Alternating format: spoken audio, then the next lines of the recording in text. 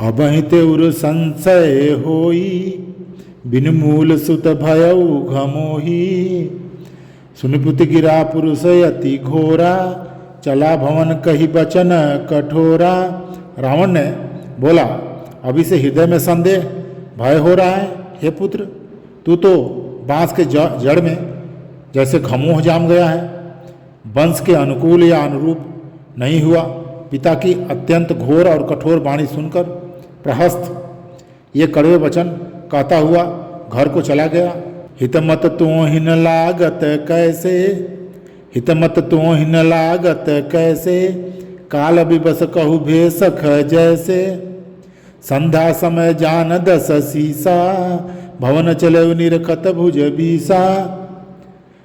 हित की सलाह है आपको कैसे नहीं लगती, आप पर कैसे असर नहीं करती।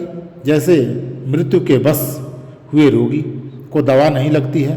संध्या का समय जानकर रावण अपनी 20 भुजाओं को देखता हुआ महल को चला। लंका शिखर ऊपर आगारा, अति विचित्रता होई अखारा। बैठ जाए तहि मंदिर रावण, लागे किन्नर गुण गन गावन। लंका की चोटी पर एक अत्यंत विचित्र महल था। वहाँ नाच गाना का अखाड़ा जमता था। रावण उस महल में जाकर बैठ गया। किन्नर उसके गुण समूहों को गाने लगे। बाजहि ताल पखाऊ जुबीना, नृत्य करहीं अप्सरा प्रवीणा। ताल, करताल, पखावज, मृदंग और बीड़ा बज रहे हैं। नृत्य में प्रवीण अप्सराएं नाच रही हैं। सो तुम जानहु अंतरयामी, पुरवहु मोर मनोरथ स्वामी। सुना सीर सत सरिस सो, संसत करई बिलास। परम प्रबल रिपुशीस पर, तदपि सोचन त्रास। वह निरंतर सैकड़ों इंद्रों के समान भोग विलास करता रहता है।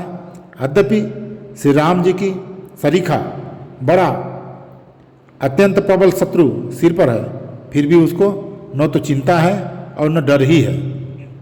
यहाँ सुबेल शैल रघुबीरा, उतरे सेन सहित यति भीरा।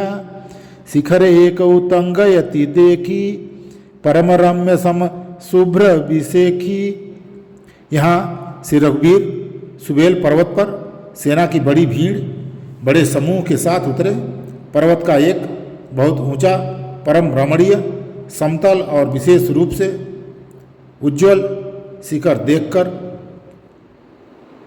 तहतरु किसल है सुमन सुहाए। लक्ष्मण रचि निज हाथ दसाए, तापर रुचिर मृदुल मृग छाला। तही आसन आसीन कृपाला। वहाँ लक्ष्मण जी ने वृक्षों के कोमल पत्ते और सुंदर फूल अपने हाथों से सजाकर बिछा दिए। उस पर सुंदर और कोमल मृगछाला बिछा दी। उसी आसन पर कृपालु श्री राम जी विराजमान थे। प्रभु कृत शीस कपीस उछंगा, वाम दहिन दिशि चाप निखंगा। धूकर कमल सुधारत बाना, कहलंके समंत्र लगी काना। प्रभु श्री राम जी वानर राज सुग्रीव की गोद में अपना सिर रखे हैं। उनकी बाईं ओर धनुष तथा दाहिनी ओर तरकस रखा है। वे अपने दोनों कर कमलों से बाण सुधार रहे हैं। विभीषण जी कानों से लगकर सलाह कर रहे हैं। बड़ भागी अंगद हनुमाना, चरण कमल चापत विधि नाना। प्रभु पाछे लक्ष्मण विरासन, कठिन खंग कर बान सरासन। परम भाग्यशाली अंगद और हनुमान अनेकों प्रकार से प्रभु के चरण कमलों को दबा रहे हैं।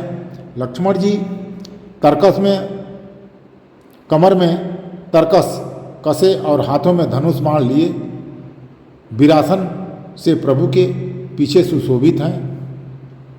सो तुम जानहु अंतरयामी, पुरवहु मोर मनोरथ स्वामी। यही विधि कृपा रूप गुण, धाम राम आसीन। धन ते नरे ध्यान जे, रात सदा लयलीन। इस प्रकार कृपा रूप सौंदर्य और गुणों के धाम श्री राम जी विराजमान हैं। ये मनुष्य धन्य हैं जो सदा इस ध्यान में लौ लगाए रहते हैं। पूरब दिशा बिलो की प्रभु देखऊ दते मयंक कत सबहि देखऊ शशि भृगपति सरीस यसंग। पूर्व दिशा की ओर देखकर प्रभु श्री राम जी ने चंद्रमा को उदय हुआ देखा। तब वे सबसे कहने लगे, चंद्रमा को तो देखो कैसा सिंह के समान निडर है। पूर्व दिशि गिरि गुहा निवासी परम प्रताप तेज बल राशि मतनाग तम कुंभ बिदारी शशि केसरी गगन बनचारी। पूर्व दिशा रूपी पर्वत की गुफा में रहने वाला अत्यंत प्रताप तेज और बल की राशि यह चंद्रमा रूपी सिंह अंधकार रूपी मत वाले हाथी के मस्तक को विदाड़ करके आकाश रूपी वन में निर्भय विचर रहा है।